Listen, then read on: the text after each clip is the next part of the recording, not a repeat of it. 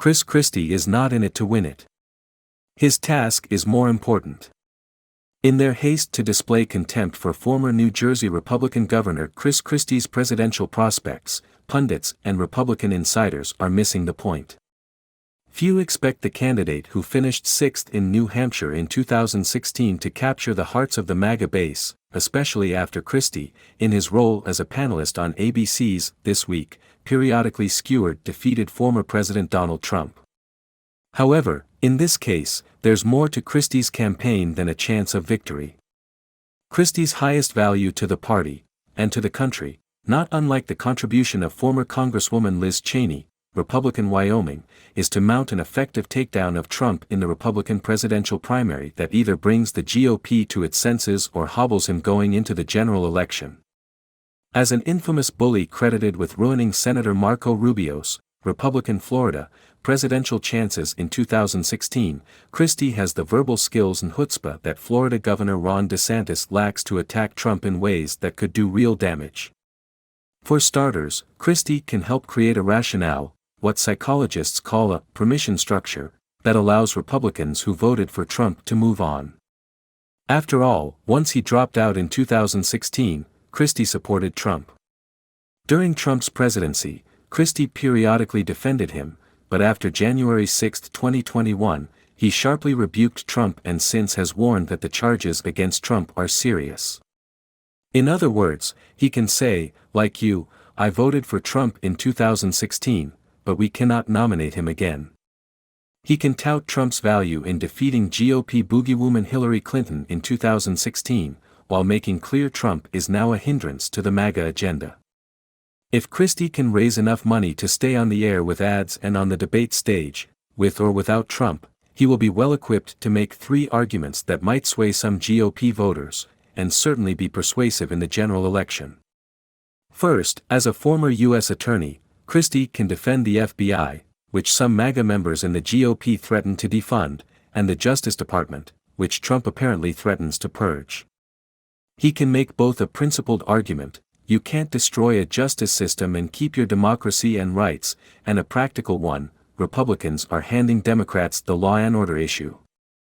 Moreover, Christie can point out the insanity of dismantling the premier federal law enforcement agency that protects us against everything from terrorism to cybercrimes to kidnapping, yet still offer some focused criticism of the FBI, which blew it on January 6. Second, more adeptly than any other contender, Christie can lay into Trump if and when the former president is indicted on a charge or charges of January 6 related crimes and/or for Espionage Act violations/obstruction of justice. Again, Christie can make the principled argument, Trump disqualified himself by inciting an attempted coup. You cannot snatch classified documents, stuff them in your drawer, show them to friends and try to flimflam the FBI. More important, he can make the practical arguments as a prosecutor that these cases are not going away.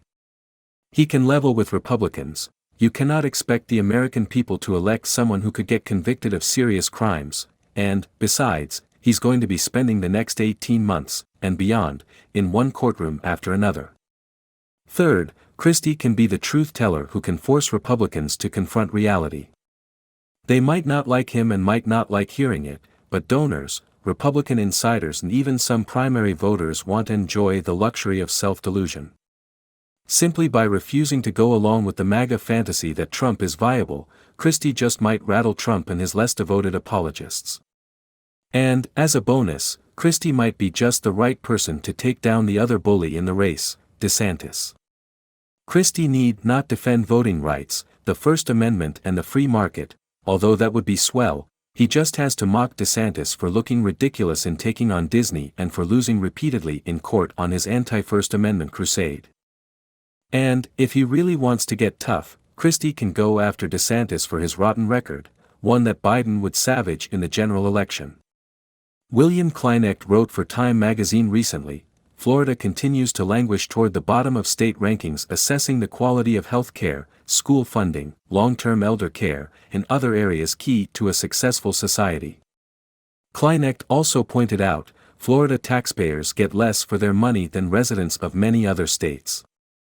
It's no wonder that Florida ranks below the northern blue states in life expectancy in rates of cancer death, diabetes, fatal overdoses, teen birth rates, and infant mortality.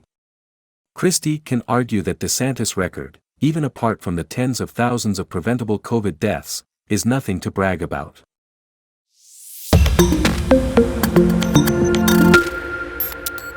Chris Christie is not in it to win it. His task is more important. In their haste to display contempt for former New Jersey Republican Governor Chris Christie's presidential prospects, pundits and Republican insiders are missing the point. Few expect the candidate who finished sixth in New Hampshire in 2016 to capture the hearts of the MAGA base, especially after Christie, in his role as a panelist on ABC's This Week. The Minnesota miracle should serve as a model for Democrats. You could be forgiven for imagining that state legislatures around the country are lurching rightward, thanks to the media spotlight given to Florida Governor Ron DeSantis' culture warring in his state. Other deep red states are not far behind. In Washington, President Biden was rightly seen as a net winner in the debt ceiling battle. But with the GOP in control of the House, it was largely a defensive triumph. This is why the Minnesota miracle, which is only beginning to get the attention it deserves, is so important. The avalanche of progressive legislation that the state's two-vote Democratic majority in the Minnesota House and one-vote advantage in the state Senate have enacted this year is a wonder to behold. To detail everything Governor Tim Walz and his legislative partners accomplished would far outstrip the space allocated here. Min-Post reporters Peter Callahan and Walker Orenstein offered a bracing race through the list. Democrats codified abortion rights, paid family and medical leave, sick leave, transgender rights protections, driver's licenses for undocumented residents, restoration of voting rights for people when they are released from prison or jail, wider voting access, one-time rebates, a tax credit aimed at low-income parents with kids, and a $1 billion investment in affordable housing including for rental assistance. Take a breath and move on. Also adopted were background checks for private gun transfers and a red flag warning system to take guns from people deemed by a judge to be a threat to themselves or others. Democratic lawmakers banned conversion therapy for LGBTQ people, legalized recreational marijuana, expanded education funding, required a carbon-free electric grid by 2040, adopted a new reading curricula based on phonics, passed a massive $2.58 billion capital construction package and, at the insistence of Republicans, a $300 million emergency infusion of money to nursing homes. The mix of tax cuts and increases, by the way, will make the state's revenue system more progressive. There's a lot more, including laws strengthening workers' rights and unemployment insurance for hourly workers previously left out of the system, a refundable child credit for lower-income Minnesotans, and free breakfast and lunch for all Minnesota K-12 students. It's no wonder former President Barack Obama tweeted recently, "If you need a reminder that elections have consequences, check out what's happening in Minnesota." True, but not all electoral consequences are so momentous.